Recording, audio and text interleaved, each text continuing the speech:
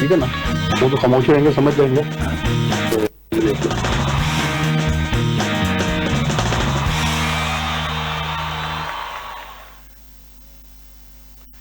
बिस्मिल्लाहिर्रहमानिर्रहीम, अस्सलाम वालेकुम नाजरीन। मैं हूं आपका होस्ट अली अहमद और आप देख रहे हैं स्टार स्पोर्ट्स। नाजरीन, इंडोनेशिया के अंदर एएफसी वुमेन एशिया कप का क्वालिफाई राउंड जारी है और पाकिस्तान टीम को पहले मैच के अंदर बदतरीन शिकस्त का सामना करना पड़ा है। पाकिस्तान टीम ने पहला मैच चाइनीज ताइपे के अगेंस्ट खेला और पाकिस्तान टीम को 8-0 से किसका सामना करना पड़ा है। हम बात करते हैं पाकिस्तान फुटबॉल की मेन टीम या पाकिस्तान वुमेन की टीम कभी वर्ल्ड कप के लिए क्वालिफाई करेगी या नहीं करेगी। और यहां हम अपने एशिया कप के अंदर हाल देख लें कि एशिया कप के लिए हम क्वालिफाई नहीं कर पा रहे।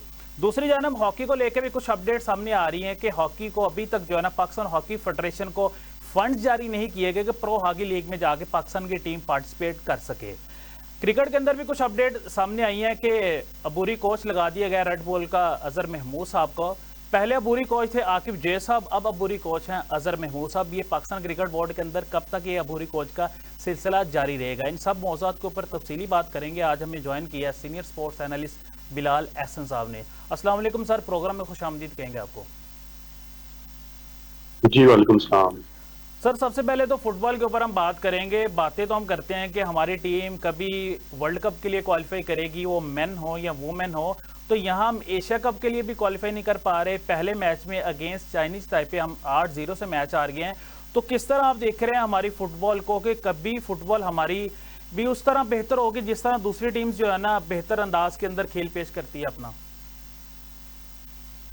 जी बिल्कुल, फुटबॉल के बारे में जब से भी बात की जाती है तो उसमें वाहिद हमारी एक जो कौम है उसका इंटरेस्ट इस चीज का रेलेवेंट होता है कि आया हमारी मेन टीम या वुमेन टीम जो है वो वर्ल्ड कप खेलेगी या नहीं खेलेगी। तो मेरा ये ख्याल है कि वर्ल्ड कप की बात जब भी हम कहते हैं या सोचते हैं तो वो ख्वाब जरूर है। हम भी चाहते हैं कि हमारी हयात में ये ख्वाब पूरा हो, लेकिन यार उसके लिए बड़ी कुर्बानियां, बड़ी एफर्ट जो है वो रिक्वायर्ड है। और मेरा ये ख्याल है कि पाकिस्तान फुटबॉल फेडरेशन जो है पीएफएफ, वो जिस तरह से माजी में जो है आपने देखा और हाल में भी इस वक्त भी उनके मामला चल रहे हैं, जिस तरह से वहां पर सियासत इन्वॉल्व है और इसी तरह जिस तरह ओलंपिक्स के अंदर है, हॉकी के अंदर है, तो ये सब के अंदर पाकिस्तान के जितने भी प्लेटफॉर्म्स मौजूद हैं खिलाड़ियों के हवाले से, प्लेयर्स के हवाले से, वो इतने ज्यादा पॉलिटिसाइज हो चुके हैं कि अब जो खिलाड़ी हैं, अब जो यंग जनरेशन है, जो यंग टैलेंट है, वो देखता ही नहीं इस चीज को कि आया वो अब फुटबॉल में अपना फ्यूचर सिक्योर कर सकता है, ठीक है, वो हॉकी में अपना फ्यूचर सिक्योर कर सकता है। वो ये देखता है कि उधर जाने का तो फायदा ही कोई नहीं है, वहां ना पैसा मिलना है, ना वहां फ्यूचर बनना है, तो कोई ना वालिदैन उस तरफ बच्चे को प्रमोट करते हैं, उनको असिस्ट करते हैं, और ना ही जो है वो आपकी इंतजामिया जो है, आपकी गवर्नमेंट जो है वो इसमें कोई सपोर्टिव रोल प्ले करती है और उनको अच्छी सहूलियात पहुंच करती है। तो मेरा ये ख्याल है भी हर दूसरे दिन जो है ना पाकिस्तान फुटबॉल फेडरेशन को बैन कर देता है, उसकी आप रीजन क्या समझते हैं कि हर दूसरे दिन जब उनका दिल करता है पाकिस्तान फुटबॉल फेडरेशन को बैन कर देते हैं वो? बिल्कुल, मैं वही अर्ज कर रहा हूँ ना कि जिस तरह के हालात चल रहे हैं ना इस वक्त पाकिस्तान फुटबॉल फेडरेशन के अंदर, जिस तरह से खींचातानी चल रही है, सियासत है इन्वॉल्व इतनी ज्यादा कि फैसल हयात जो हैं उनके बाद से और इवन उनके दौर में भी कोई भी जो है वो पॉजिटिव खबर पाकिस्तान फुटबॉल को नहीं मिली। और अब कोशिश की जा रही है अरुण मलिक साहब की अंडर सुपरविजन जो है वो किसी तरह से रिवाइव किया जा सके फुटबॉल फेडरेशन को, मेन की टीम हो, वुमेन की टीम हो। और मैं ये समझता हूँ कि ये कुछ हालिया अरसे के अंदर एक पॉजिटिव चीज है कि एटलीस्ट पाकिस्तान इस काबिल हुआ है कि मुकाबलों में जाके अपनी प्रेजेंटेशन दे रहा है। अदरवाइज तो ये सूरत हाल थी कि पाकिस्तान जो है वो उस तरह से अपनी रिप्रेजेंटेशन ही नहीं दे पा रहा था, उसकी जो रुकनियत थी फीफा की वो मुअत्तल थी, और ये सारे मामला थे और ये सारे इश्यूज थे। मैं ये समझता हूँ कि वुमेन टीम ने पीछे बड़ा अच्छा मैचेस खेले भी हैं, सऊदी अरब के खिलाफ एक खेला, इसी तरह और भी मैचेस वो खेले हैं, और इसी तरह एशियन जो क्वालिफाइंग इन्होंने राउंड खेला तो उसमें पहले मैच में इनको जो है वो शिकस्त का सामना करना पड़ा। तो ये यकीनन अच्छी चीज तो नहीं है, पॉजिटिव चीज नहीं है, लेकिन फिलहाल मैं ये समझता हूँ कि आपकी नाम जो है वो नामजदगी ना होने से बेहतर है कि आप जो है वो वहां पर मौजूद हों और लड़ें। और मेरा ये ख्याल है कि पहले हाफ में पोजीशन कदरे बेहतर भी रही, वुमेन फुटबॉल टीम ने जो 3-0 तक का जो स्कोर है वो मेंटेन किया, और इधर से हमने बहुत सारे मैचेस देखे इंटरनेशनल लेवल पे भी, और जाते हैं कि जब कम्पिटिटिव होता है मुकाबला चल रहा है। आप कहाँ गलती समझते हैं कि कहाँ हमारी टीम ने गलती की? देखिए बेसिकली हम जब भी आप बात करते हैं तो ये क्योंकि गेम है पूरी प्लानिंग के साथ एग्जीक्यूट करने के हवाले से, ठीक है, इसमें आपके जो डिफेंडर्स हैं, आपके मिडफील्डर्स हैं, आपके फॉरवर्ड्स हैं, स्ट्राइकर्स हैं, इन सबको बड़े अच्छे तरीके से अलाइन होकर गेम चलानी पड़ती है। इसी तरह फिर आपका जो गोलकीपर हैं उनको बड़ा एक्स्ट्रा शार्प जो है उनकी ट्रेनिंग्स हैं, ड्रिल्स हैं, वो सारा कुछ करना पड़ता है, तब आप अच्छा स्कोर मेंटेन कर भी पाते हैं। लेकिन ये सारी चीजें उस वक्त मैटर करती हैं जब आपने जो डिफेंस है उसको, जब अगर आपने इस सोच के साथ ग्राउंड में उतरे कि आपने जनाब को गोल नहीं खाने, जस्ट आपने डिफेंड करना है, तो वो बड़ा मुश्किल सिचुएशन हो जाती है। उसमें फिर आपको ये जो सूरत हाल आपको सामने नजर आ रही है, वो फिर इस सूरत हाल का आप शिकार हो जाते हैं कि आप डिफेंस करते करते अपने जो है डिफेंस लाइन को इतना ज्यादा जो है वो मिनिमाइज कर देते हैं कि जो मुखालिफ टीम है वो आप पर हावी हो जाती है और वो बड़ी इजीली गोल स्कोर करना शुरू कर देते हैं। तो सेम इज द केस, सबसे बेस्ट डिफेंस, जिस तरह मैंने पहले उस दिन हॉकी में भी बात की थी कि सबसे बेस्ट डिफेंस आप मुखालिफ टीम पे अटैक करें। जब आप अटैक करेंगे तो जाहिर है अल्टीमेटली मुखालिफ टीम डिफेंस पे आएगी, जब वो डिफेंस पे आएगी तो वो अपना अटैक भूल जाएगी और यकीनन फिर आपके जो डिफेंडर्स हैं उनको भी सुख का सांस मिलेगा और वो गेम को नॉर्मलाइज तरीके से लेके चल सकेंगे।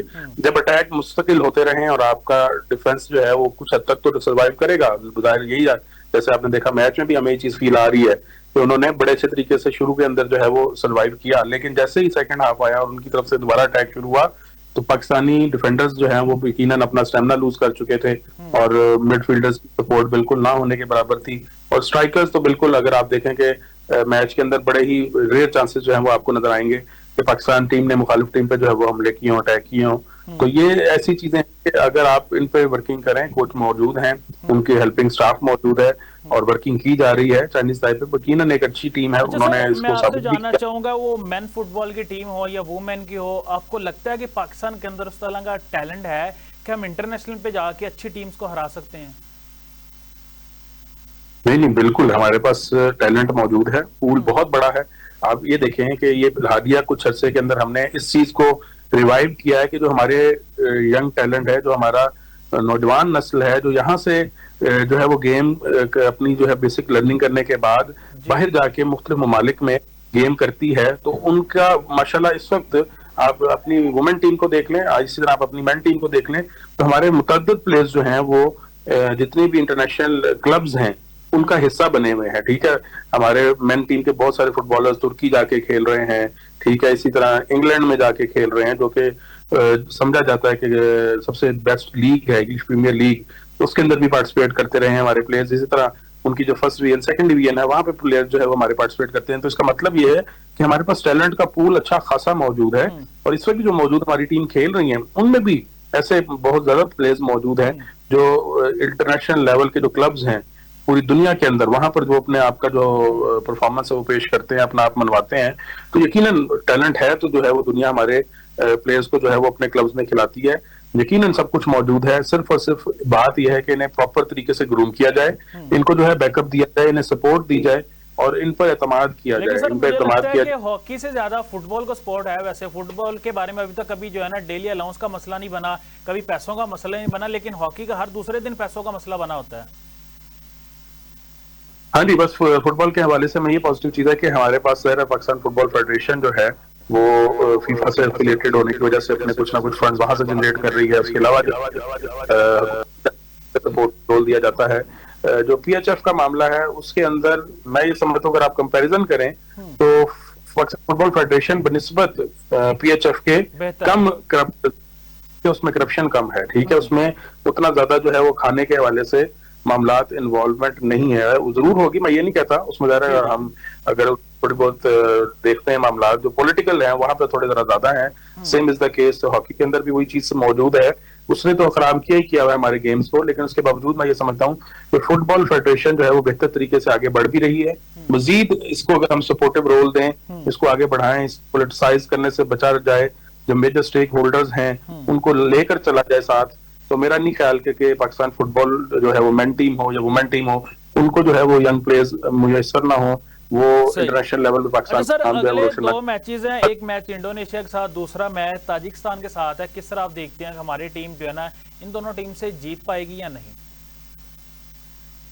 उम्मीद तो है कि इन 2 मैचेस में से किसी एक मैच में पाकिस्तान जो है वो अच्छा जो है वो खेल पेश करेगा। हमारी जो वुमेन प्लेयर फुटबॉल्स हैं वो अच्छे तरीके से जो है वो एग्जीक्यूशन करेंगी और कोई एक मैच जो है वो लाजमन जीतेंगी और अपने जो सफर है वो आगे बढ़ा सकेंगी। अच्छा सर, हॉकी के ऊपर थोड़ी बात कर लेते हैं। अभी तक कोई अपडेट सामने नहीं आई प्रो हॉकी लीग के लिए। गवर्नमेंट में ने भी अभी तक जो है ना फंड जारी नहीं किए, किसी प्राइवेट सेक्टर में भी कोई दिलचस्पी का इजहार नहीं किया।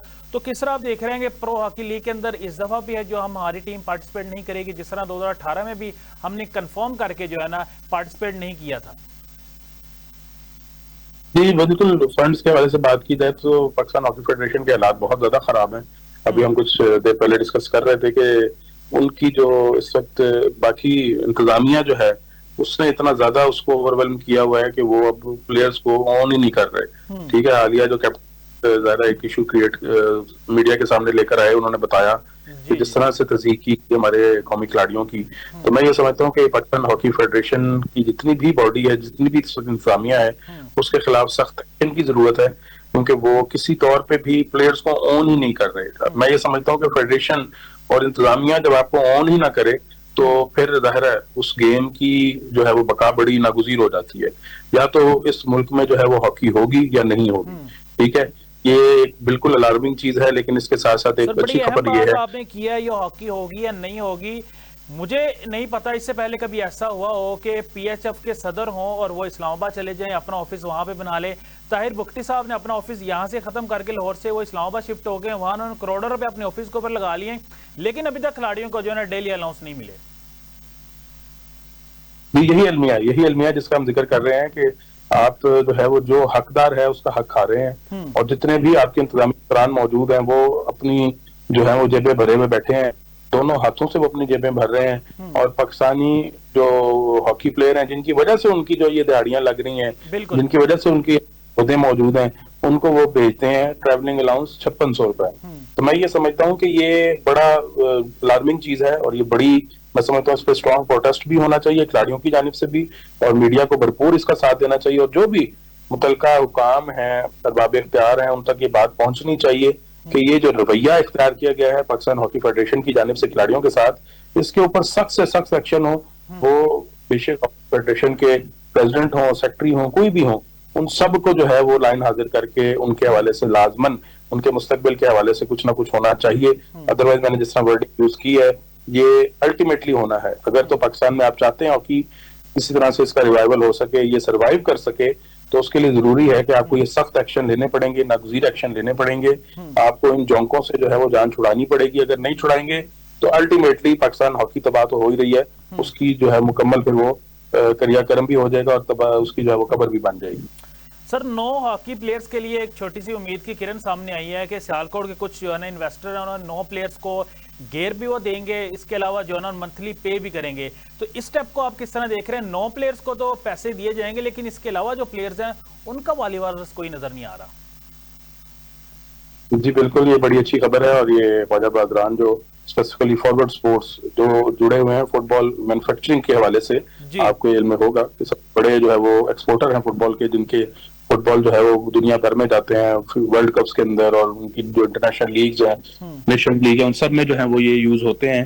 तो मेरा ये ख्याल है कि ये बड़ी एक अच्छी खबर है, पॉजिटिव चीज है, लेकिन इसके साथ साथ अलमिया ये है कि ये चीज ऑन करनी चाहिए थी किसके हवाले से? गवर्नमेंट को ये चीज ऑन कर, लेकिन अल्टीमेटली अनफॉर्चुनेटली जो है ये जो प्राइवेट सेक्टर है इसने स्टेप फॉरवर्ड किया है। बड़ी अच्छी बात है, क्योंकि देखें हम जिस तरह बात कर रहे थे अभी हॉकी के हवाले से, इधर भी जो है वो पीएसएल की तरह सुपर लीग का जो इनेकाद है वो पाकिस्तान में होना चाहिए हॉकी के हवाले से। मैं से कि फुटबॉल के हवाले से भी ये चीजें होनी चाहिए, और अब प्राइवेट सेक्टर अगर उस चीज को ऑन कर रहा है अपने खिलाड़ियों को, यकीनन वो अपने गेयर्स भी दे रहा है, ठीक है, और वो उधर मार्केटिंग की भी एक जरूरत है उनकी, लेकिन इसके साथ साथ मैं ये समझ खिलाड़ियों के भी बेहतरी की जो गुंजाइश है वो मौजूद है।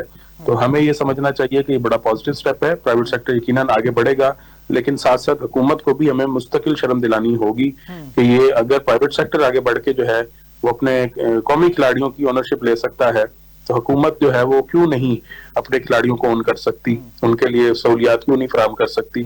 तो मेरा ये ख्याल है कि ये बड़ा एक अच्छी चीज है, आगे बढ़ना चाहिए। मजीद जो प्राइवेट सेक्टर के लोग हैं उनको भी आगे बढ़ के अपने खिलाड़ियों को ऑन करना चाहिए। फिलहाल जो है ज़ाहिर 3 सीनियर खिलाड़ियों को ए कैटेगरी दी गई है, और बी कैटेगरी में प्लेयर्स हैं उनको 6 खिलाड़ियों को लिया गया है, और उनके ज़ाहिर एक स्टाइपेंड भी तय किया गया है, और इसके साथ साथ ज़ाहिर उनके जो गेयर्स है उनको स्पॉन्सर किया गया है। तो ये बड़ी अच्छी पॉजिटिव चीज है। यकीनन मैं समझूंगा कि ये दायराकार आगे बढ़ेगा मजीद खिलाड़ियों तक भी और मजीद गेम्स तक भी ये फैलेगा। ये सिर्फ हॉकी तक नहीं रहेगा, ये फुटबॉल में भी आगे आएगा। उसके अलावा वॉलीबॉल में बाकी भी जो गेम्स जिधर जिधर हमें इस हवाले से प्राइवेट पब्लिक पार्टनरशिप की जरूरत है, मैं समझता हूँ वो होगी और इससे हमारे खिलाड़ियों की बेहतरी भी होगी और यकीनन ये सारे खिलाड़ी फिर पाकिस्तान के लिए एक अच्छा जो है वो नेमल बदल भी साबित होंगे, पाकिस्तान का नाम रोशन करने का बाइस बनेंगे। बिल्कुल पाकिस्तान का नाम रोशन करेंगे। अभी हम जा रहे हैं छोटे से ब्रेक के ऊपर। ब्रेक के बाद आएंगे तो हम बात करेंगे कुछ क्रिकेट के ऊपर, क्योंकि क्रिकेट के अंदर भी कुछ चेंजिंग सामने आ रही है कि रेड बॉल के अबूरी कोच उन्होंने नजर महमूद साहब को लगा दिया है। अबूरी कोच क्यों लगाया है, परमानेंट कोच क्यों नहीं है, इसके ऊपर बात करेंगे छोटे से ब्रेक के बाद। कहीं ना जाइएगा।